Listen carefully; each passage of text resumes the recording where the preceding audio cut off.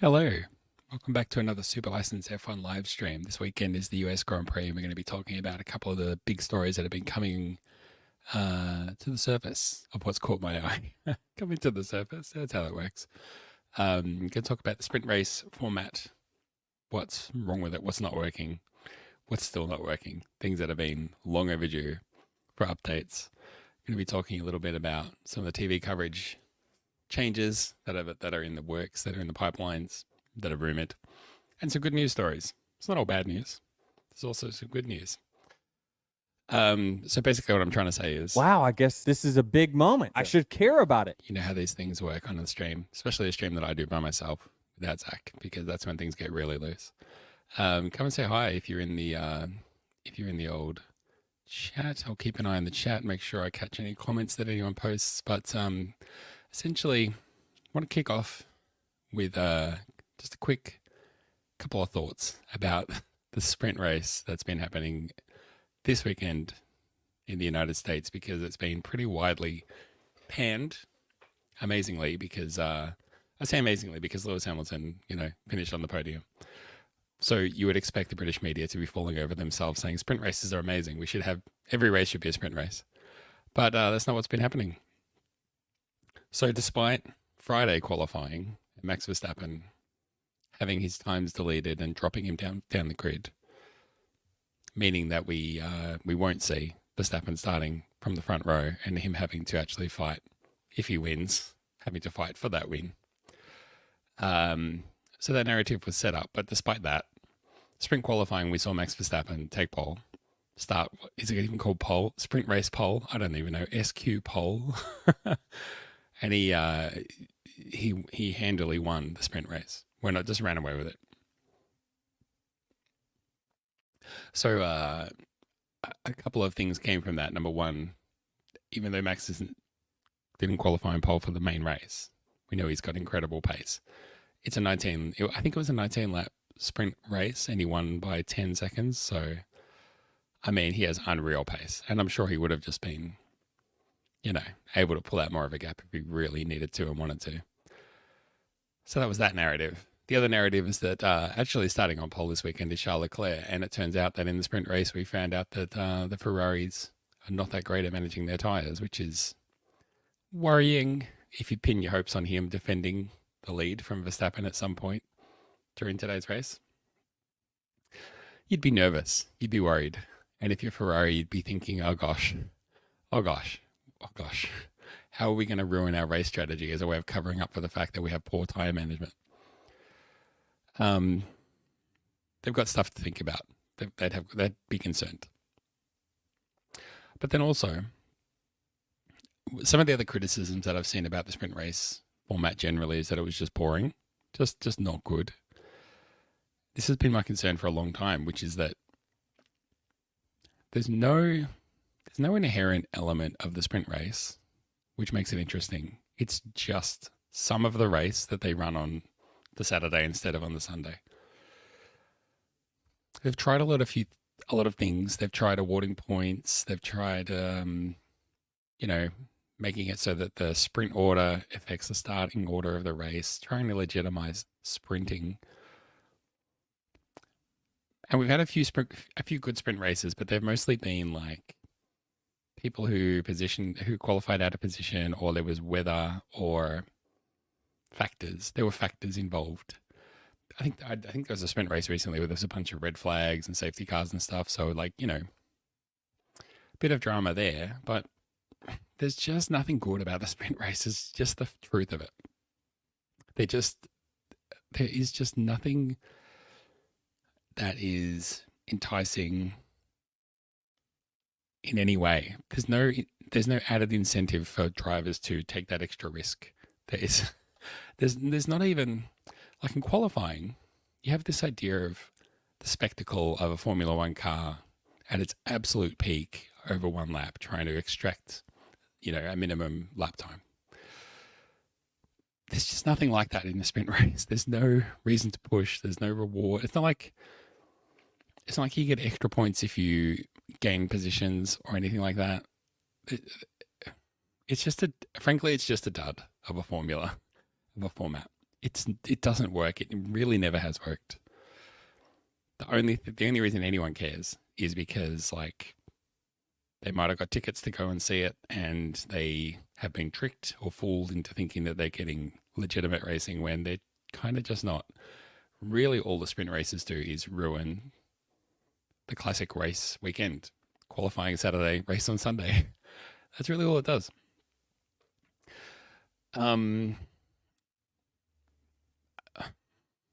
Yeah. The only thing I can think that will even come close to fixing things is having a sprint race on Saturday morning and the race qualifying Sunday. Anything other than that is objectively incorrect. Change my mind. Some people have said, one of the downsides of the sprint race, as if I haven't just laid out a whole bunch of them, one of the downsides is that it really takes away the entire Saturday, because Saturday morning is sprint qualifying. Saturday afternoon is the sprint race. So if the sprint race is boring, or if it all builds up to nothing, if you have all of this, literally all of this build up, 24 hours worth of build up, and it's a fizzer, that was a complete waste of a day. One day out of a 3-day Formula One weekend. There's obviously other downsides, like, well, what if you happen to like Formula One qualifying? What if you're invested in the race, don't like the sprint races, but you want to see qualifying? Well, what if you work on a Friday? What if you have other obligations and you can't make it on a Friday? You're shit out of luck. You're stuck with the sprints. You got to sprint it up, baby.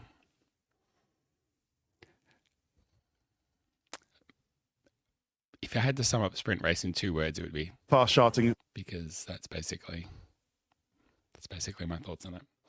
I've been pretty sus. I've been pretty sketch on sprint races from the start, and I couldn't pass off the opportunity this week, now that everybody's shitting on sprint races, to just remind everybody, I told you so. Sorry. Don't blame me. Don't blame me. It's not my fault. Let's have a look at a few other things. Let's get our minds off the horrible, horrible sprint weekend. You can't talk about Formula One these days without also mentioning Drive to Survive. Whether Formula One is doing good or bad, or we're talking about promotion outside the track, basically everything has its tentacles stuck into Netflix and the Drive to Survive series. With that in mind, let me do exactly that. And let's look up this story. It's always amazing, and it always piques my curiosity when we see Formula One stories from sources outside of the typical Formula One world, like this one from Golf Monthly. This headline: PGA Tour and F1 stars to compete in live-streamed golf event, the Netflix Cup. It should really have quotes around the Netflix Cup, because that is the name of the event. So pictured here, some golfers. They're not going to put Formula One drivers in a picture when the story's on the Golf Monthly. But what the heckaroonie is this all about? It says here, following the success of Netflix docuseries Full Swing, 4 of its stars will compete against drivers from a show from the same creators, Formula One Drive to Survive. I think they have that the other way around. The creators of Formula One Drive to Survive then created the docuseries Full Swing. But it's funny reading F1 news that comes from the golf perspective, because they put their own swing on things. The Netflix Cup will see PGA Tour stars Ricky Fowler, Max Homa, Colin Morikawa, and Justin Thomas compete alongside Formula One drivers Alex Albon, Pierre Gasly, Lando Norris, and Carlos Sainz in the contest at Wynn Golf Club in Las Vegas on the 14th of November. The event coincides with the week of the inaugural Formula One Heineken Silver Las Vegas Grand Prix in the city, and the Chief Commercial Officer at Las Vegas Grand Prix Inc., Emily Prazer, explained that it's the perfect time to bring the two sports together. She said, it's only fitting that we kick off our inaugural race weekend with a fun event that can be streamed by F1 and PGA Tour fans around the globe. Yeah, it's only fitting that you kick off a Formula One race weekend with golf, live streamed golf. That's what all the Formula One fans are just clamoring to see. Well, I don't know. You tell me, good or bad. There's going to be a PGA F1 crossover golf event. I'm sure we're all thinking the same thing. Golfers, racers, playing golf. When do we get the flip of that? When do we get the flip side? When do we get golfers racing, whatever, karts, like F3 cars? When are we going to get that? The Formula One, obviously the Formula One drivers don't mind a round of golf. They're golf curious. But when on earth are we going to get when on earth are we going to get Formula One drivers in equal machinery to PGA tour players? We could hear them say things like, I'm getting a hard on in the middle of the race. Just out of excitement or sheer terror, whichever you like. I don't know. Maybe we can get that guy from the baseball who said this. Because a monkey every day bananas. Watch anything that guy does. He's a hype machine. He's like it's pure entertainment. We need more of that. So I love it when stories about Formula One pop up from in my newsfeed from other places, other sources outside of Formula One. I should say too, I didn't have much time to prepare for this stream, and a lot of the stories that I had collected were from like 3 or 4 weeks ago, and I was going to show them in the last stream, and I couldn't actually stream the race weekend of the last race. And then there's been a few weeks off here and there. Even this week, I was like, do I even do a stream? Because it's like, I can't do it an hour before the race because that's like 5 a.m. my time. That's crazy. So I couldn't do it then. And that means that about half of the news stories that I was going to cover are all like nearly a month old. And I was like, no one wants to hear me talk about that. Leave a comment if there is something you want to hear about and I'll have a look into it. But we might even do some live investigative journalism to fill out the show because I've got a couple of stories, but then after that we're running pretty thin on the ground. But let's pull up the next thing that we want to talk about. Also TV coverage related, also overlaps with another one of my interests, which is Apple Inc., Apple and all things Apple. And again, another news story that came from a non-typical Formula One news source. This is from the website 9to5Mac. Non-FAA accredited, I should point out. Report, Apple considers huge bid for global Formula One streaming rights. This is from Benjamin Mayo. A good guy. Just one of those great guys. According to a report in the latest issue of the Business F1 magazine. Hold up. What is Business F1 magazine? Never heard of it. Apple is eyeing Formula One as its next big sports investment. The company is reportedly considering an offer worth about $2 billion per year. Whoa. Wow, I guess this is a big moment. I should care about it. Incredible. The only reason you would pay $2 billion for a sport is if you look at Lewis Hamilton and you say, Lewis, I love you and respect you.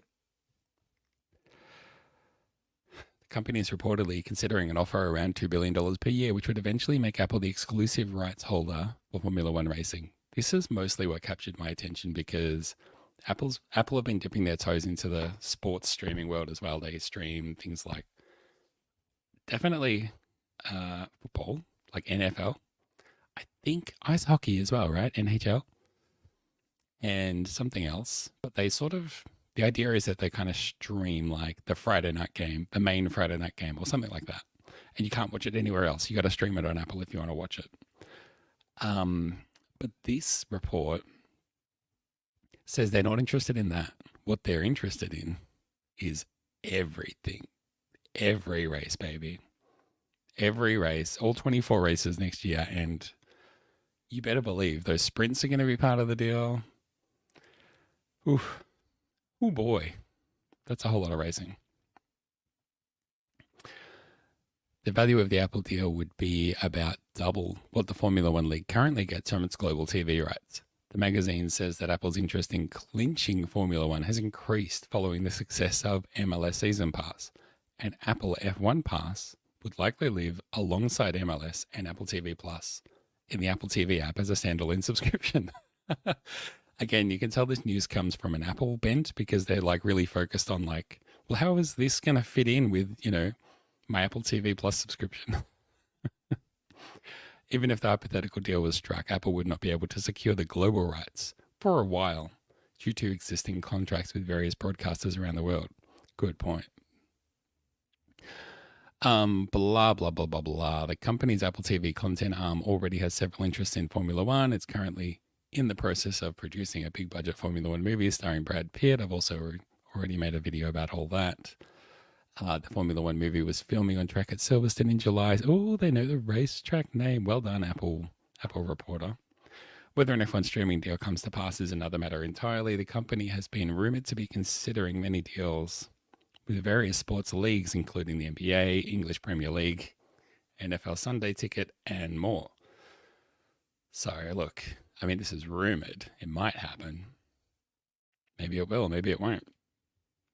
As a Apple fanboy, I guess you could say I'm not against it necessarily, but it's probably going to be bad news for some people who are not interested in Apple, some people who don't want to get into the Apple ecosystem. They'll be telling Apple, I'm tripping major nutsack right now, and telling them that they're just not interested in stepping into the Apple world, and they'll just leave Formula One altogether. That's their choice, I guess. I feel bad for whinging so hard about the sprint race format before, so let's have some good news. Formula One adjacent. I guess it's Formula One connected, but let's revisit this content. We haven't touched base with any of this content for a little while. Marta Garcia wins inaugural F1 Academy Championship. Garcia won 7 of the season's first 19 rounds to take the inaugural title in the all-women's series. So the reason I wanted to bring this up is because there used to be the W series, and I had one eye on that. But recently, I got a bit worried when I started seeing headlines saying, actually, W series is completely going under. It's completely in debt. They're shutting it down. People are not getting paid. Very, very, very bad situations. And I was like, that's sad, because I thought the W Series was meant to be promoting women racing. And I know that it has its detractors, but I'm not saying it's all good. But in theory, it was supposed to be pushing the cause of women's motor racing forward. So look, W Series went away. In its place is F1 Academy. If you haven't heard of it, that's what it is. But it's one of the things that F1 Academy does is promote women's racing.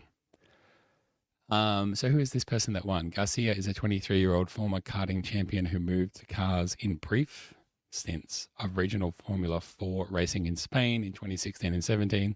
She returned to the W Series in 2019, finishing 4th. She now claims the inaugural F1 Academy title. Congrats.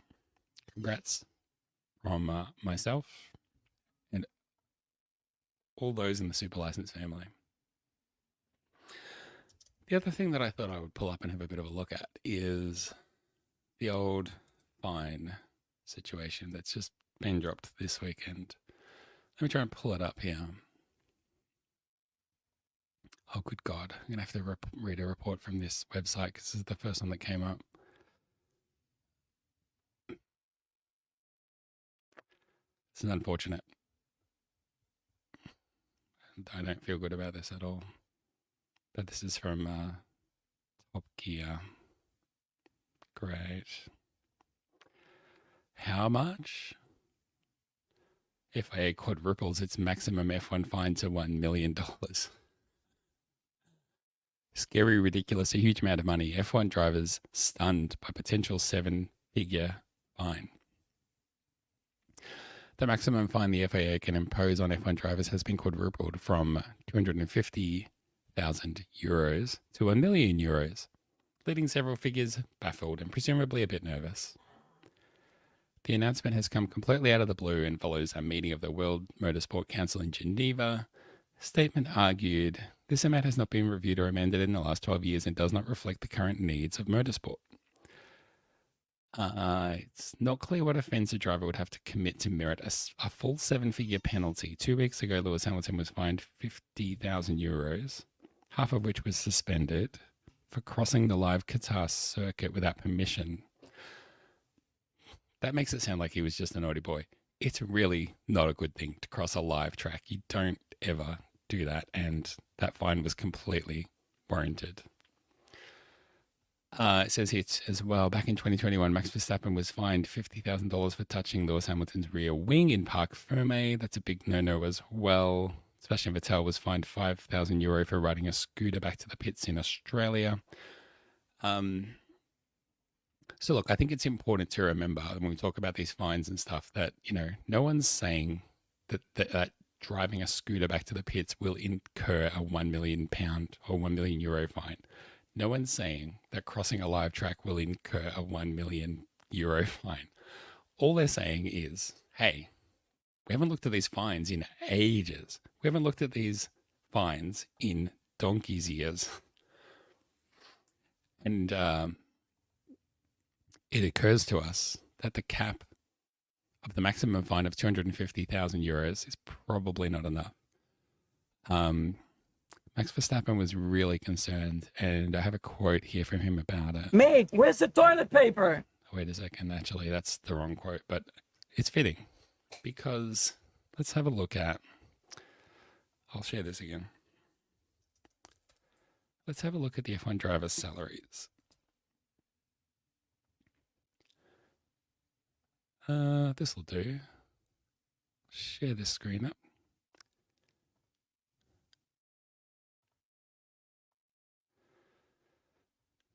Accept cookies. Do your worst. 2023 F1 driver salaries. How much will the likes of Lewis Hamilton, Max Verstappen, and Charles Leclerc earn in 2023? All will be revealed. Here we go. So this is driver salaries, presumably for this year.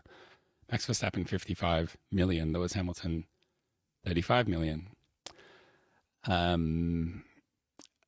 Leclerc, 24 million. Norris, 20 million. So these guys are all earning over or almost $1 million a race. Then we get down into these guys, Sainz, Perez, Bottas, earning $500,000 per race. Then we get down to these guys that are really struggling. These guys are like hurting.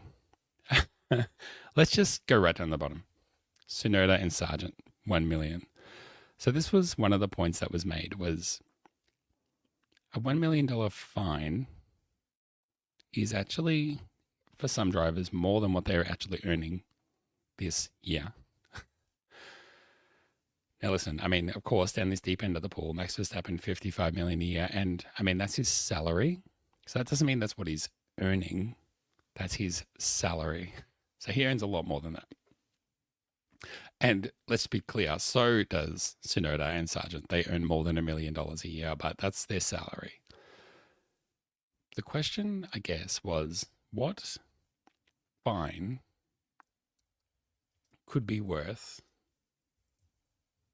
$1 million?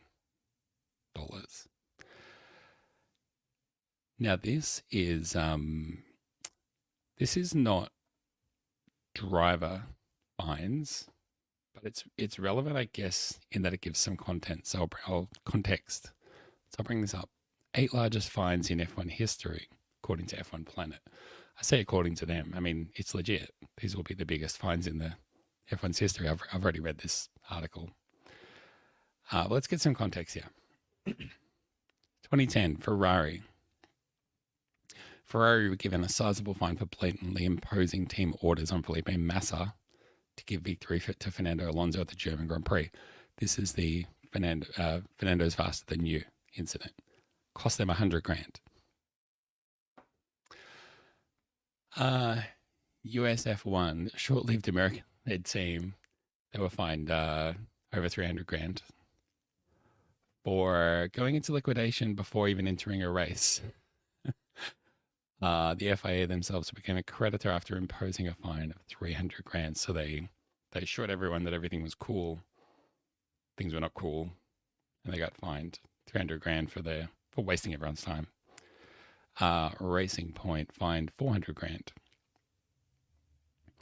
for a team protested their front brake ducts. I believe this was that situation where Racing Point were buying everything off Mercedes, and the FIA changed the rules to say what you can and can't license from another team. So before that law kicked in, before it went into effect, Racing Point had licensed or bought off the shelf the Mercedes front brake ducts. And then after that rule came into effect, Racing Point utilized the brake ducts that they had bought. But it turns out they were not in compliance with the rules. So they got fined 400 grand. Still not even close to $1 million yet, but don't worry. We will breach that very soon. Aston Martin, 450 grand in 2022. That's last year. This is the procedural breach of the cost cap that was introduced. So their procedural breach saw them getting fined 450 grand. Ferrari 2002. Here's finally we get to the $1 million mark. What was that for? This was for the Scuderia were hit with a huge fine following the controversial 2002 Austrian Grand Prix where Rubens Barrichello and Michael Schumacher swapped places, exiting the final corner to ensure the German won the race. Another race, I guess you're calling it race fixing. I mean, some people would just say this is Formula One racing, baby. Others would say that's match fixing. So there you go. They got fined $1 million quid. Big write-up about that. For what reason, I don't know. Turkish Grand Prix organizers, not even a driver or a team, organizers fined $5 million buckaroonies. This was for some podium antics. This is like political. Felipe Massa won the 2006 race for Ferrari with his trophy handed to him by Turkish Cypriot leader Mehmet Ali Talat. On television, he was introduced as the president of the Turkish Republic of Northern Cyprus. My understanding of the geopolitical situation here is completely cooked, and I won't comment on any of that because I just don't know. But it didn't go down well, and they were fined 5 million smackers. Finally, we get to another. This was the big, talking about the cost cap, breaches of the cost cap. This was the big one. Red Bull Racing 2002, 7 million. The aforementioned budget cap introduction in 2021 may have caught two teams out. Well, I mean, it did. And Red Bull overspent by $140 million. Whoops. That's, what would you even spend $140 million just by accident? Just lose track of that. After a lengthy investigation of the team's accounts, Constructors Champions Red Bull were found to have committed a minor overspend breach of just under $1.9 million. So there you go. It wasn't that bad, actually. The overspend breach, which was worked out at blah, blah, blah, blah, blah, and they got fined $7 million. So, I mean, more than 3 times what they overspent by. Plus there were other, other penalties. But still, $7 million, a big fine. Bit of a jump from that 7 million to this one, McLaren 2007, $100 million. This will be the one that everyone knows about. Not just the largest ever fine in Formula One history, McLaren were given the biggest penalty in any sports history when they were smacked with a $100 million fine in 2007. Spygate became the dominant topic of the season after a McLaren employee was found to have been in possession of detailed documentation regarding the design of the 2007 Ferrari F2007 car. The matter coming to light as a result of the employee's wife going to a photocopy shop in the UK with the documentation, and an employee of the photocopying shop becoming suspicious and contacting Ferrari's Maranello factory. Imagine being that person, earning minimum wage at a fucking Kinko's or whatever, bringing down McLaren to the tune of 100 mil. Whew. Blah, blah, blah. The track spiraled. blah, blah, blah, blah, blah. Off track, the drama. The Alonso and Hamilton obviously also were at each other's throats. But yeah, they described their $100 million fine as eye-watering, and I can only agree. So those are the biggest fines for teams. And we've had some examples of some of the fines that were given to drivers that, they had to cough up 50,000 bones for, walking across a track or touching a car, stuff like that. Like real bad stuff. What I was interested in working out is, we'll do this live.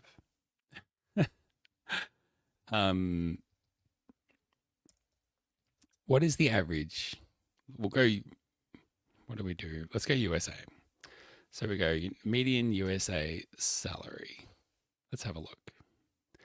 Let's try and put this in some real world perspective. The first thing we have to do is, we can talk about Formula One drivers getting fined $1 million, but what is that in real terms? US income by gender. The median male salary in 2022 was $52,612. The median female salary was $40,000, so 75% of what men earned. First of all, yuck. Hate that. We have to do more to fix that. But, so, okay, let's put it this way. If you're a Formula One driver, if you're earning the smallest salary possible on the grid currently, you're earning $1 million a year. Now, this says average man on the street in the US. That's why I went for median salary. Can't do average salary because, unfortunately, there are some asshats up the 1% end of the pool that are throwing the averages off for everybody earning a gazillion dollars. So we can't do average, but we can do median. So we can go $52,000 for a male, $40,000 for a female.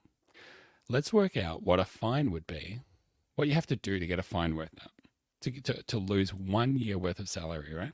So if I go USA, fine $50,000, wonder what comes up. I have absolutely not prepared or looked into any of this beforehand. A lot of these fines, unfortunately, a lot of the fines that come up are like sports stars who get fined $50,000 for something.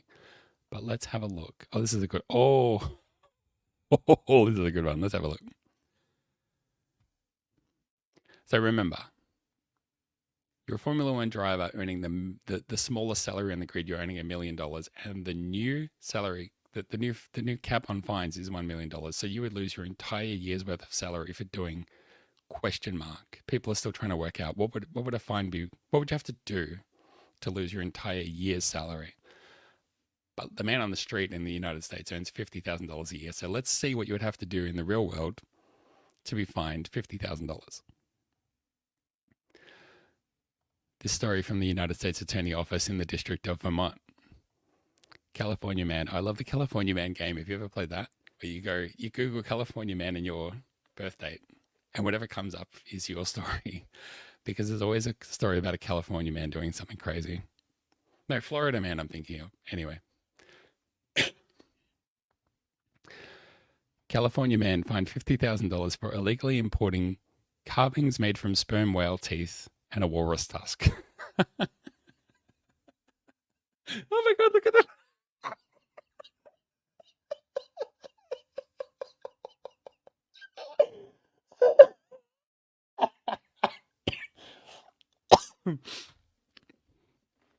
This is a million times better than anything I could have possibly anticipated. Look at this face.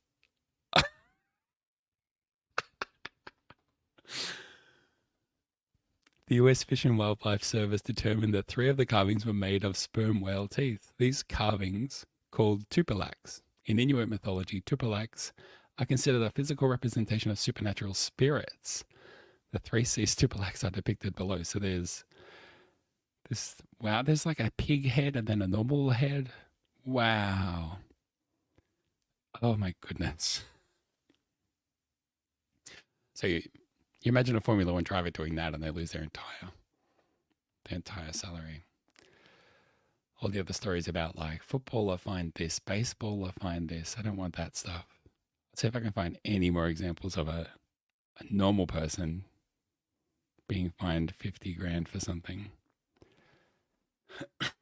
50 grand for whale's teeth with stuff carved in it. Wow.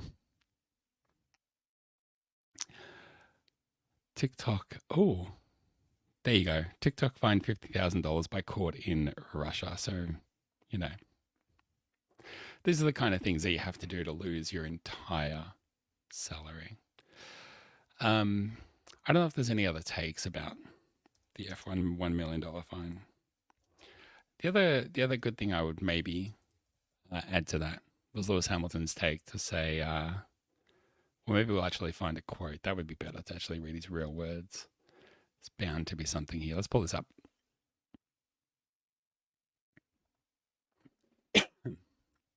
From The Athletic, and the great people at The Athletic. You see Formula One coverage on The Athletic, you know it's Luke Smith, so you know it's quality. Here we go. F1 drivers blast obscene new $1 million maximum fine for offences. Formula One drivers have questioned the FIA's decision to introduce a new maximum fine of €1 million or $1.05 million, calling it obscene and questioning where the money goes. The bit I want to get to will be, I'm sure, down here somewhere. Kevin Magnussen called it ridiculous. Daniel Ricciardo said it was scary to think drivers could be fined so much.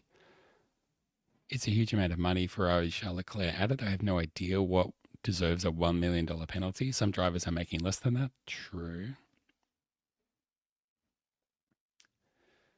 Oh, popular guy, George Russell. That's probably the case for 25% of the grid. We're doing what we love, so we're not complaining about that. But if you take a year one driver who probably by the end of the year is losing $100,000 because of the investment he's made, you find him $1 million, what's going to happen? Probably 40% of the grid are making less than this maximum fine. Williams' Alex Albon felt there is a misconception about driver wages in the early part of their careers. The first 2, 3, 4 years of being a Formula One driver, the salaries are nothing like what people think they are. Okay. Where the money goes. This is the bit I wanted to get to. Russell's teammate Lewis Hamilton wanted to know where the money drivers paid in fines to the FIA ended up. Let's make sure 100% of that goes to a cause, he said. There's a lot of money in this whole industry, and there's a lot more that we need to do in terms of creating better accessibility, better diversity, more opportunities for people who wouldn't normally have a chance to get into a sport like this. So many causes around the world. Lewis, I love you and respect you. I double love you and double respect you.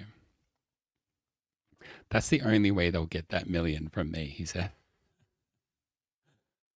A spokesperson from the FIA explained to The Athletic that all fines paid by competitors across its championships are reinvested to improve motorsport. Well, that's a strange thing to say, because technically, if the FIA collects fines from drivers, then that money goes to the operation of, say, the FIA, which, of course, is a reinvestment in running motorsport. Of course it is, because they're the FIA, that's what they do. I think what they mean, I think what Lewis Hamilton is getting at is it should be invested directly into, grassroots stuff, into promoting Formula One Academy, for example. Let's get some money and more support for, marshals and safety crew, stuff like that. Not necessarily making faster cars. The car is bad, we know. Please drive it. Stuff like that. What's Lewis Hamilton? What's Max Verstappen worried about? Mate, where's the toilet paper? He wipes his ass with $1 million every day, is what I've heard. That's just what I've heard. It's just what I've heard. Well, somehow we've scratched together a whole last live stream. This has been 39 minutes, so this is great. Really looking forward to the US Grand Prix. I'll probably catch up with it tomorrow, my time, because I'm going to get some sleep. Hopefully we can get back for a couple more live streams before the end of the year, do a couple more podcasts, and then we'll see how we go. We'd love to get Zach on for maybe one more live stream this year. And then we're thinking about and talking about next year actually putting the podcast out in video format. So I don't know. that might be interesting because these live streams, I think, are a bit more engaging, got something to look at. You've also got to put up with me, seeing me. But I guess let us know if you're interested in not just listening to the podcast, but maybe having something you can watch. I don't know if we'll be like doing screen shares and stuff, but just seeing our faces rather than just hearing our voices. Let us know if that's something that interests you. Otherwise, we'll bid you farewell. Enjoy the race. Hope everybody has a great one. Hope everyone watches the race like this. I'm getting a hard on in the middle of the race. Let's hope it's exciting. And let me know what you think.